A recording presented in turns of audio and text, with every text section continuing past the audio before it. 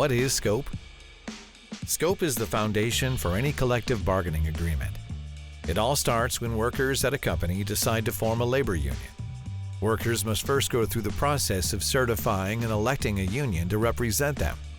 For airlines, this process is regulated by the Railway Labor Act, and once the unionization drive is successful, the company and the union enter negotiations to establish a collective bargaining agreement.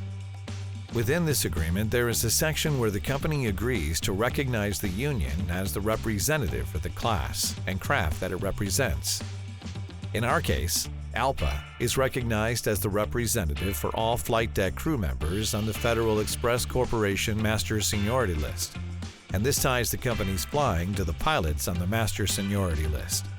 The scope section also includes successorship clauses that are designed to protect pilots on the FedEx Master Seniority List in scenarios where the company acquires or is acquired by another airline.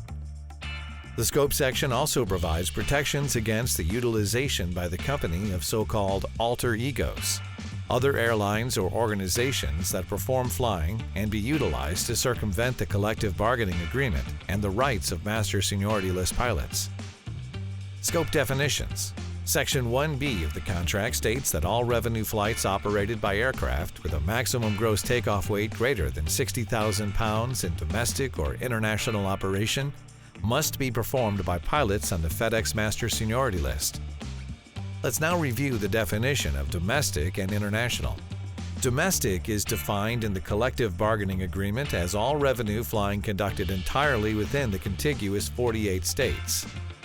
International is all flying that originates, transits, or terminates within the United States or its territories via a location outside the contiguous 48 states. Consider the following example. A FedEx aircraft has just departed Seattle on its way to Indianapolis. This flight is considered domestic under the scope section of the CBA. By contrast, a FedEx flight that has departed Anchorage to Memphis is considered international for the purposes of scope. Both flights must be operated by pilots on the FedEx Master Seniority List due to the aircraft being over 60,000 pounds max takeoff gross weight. For the purposes of scope, Paris to Anchorage, Honolulu to Los Angeles, and Memphis to San Juan are all examples of international flights. What is not defined in the 2015 CBA are flights conducted entirely outside of the United States or its territories, such as a flight from Paris, France to Guangzhou, China. These flights are commonly referred to as extraterritorial, and though not currently defined in the CBA or within the scope of the RLA, consist of a significant portion of flights operated by MSL pilots. Each airline and its union have different scope language. In passenger carriers, it is common to tie scope to aircraft seat capacity, weight, routes, or geographic regions, while other cargo carriers tie scope to the freight being transported. These differences are the result of different bargaining priorities or objectives unique to each airline and union. In a future video, we will continue diving into the scope section of the CBA